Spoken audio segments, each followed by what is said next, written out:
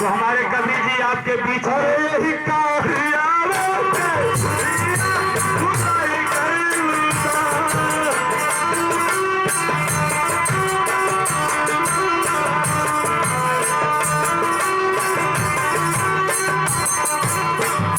तो हमारे कवि जी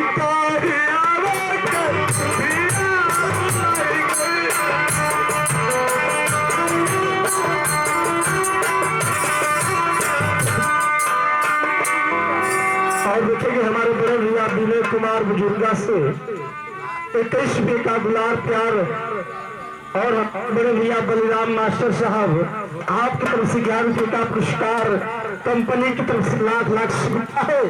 और हमारे कवि जी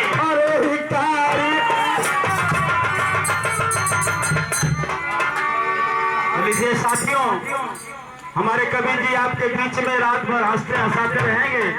अब इस कंपनी से सिंगल प्रोग्राम पेश करने जा रहा हूँ। तो लीजिए आपके बीच में अपनी गीत और संगीत को लेकर के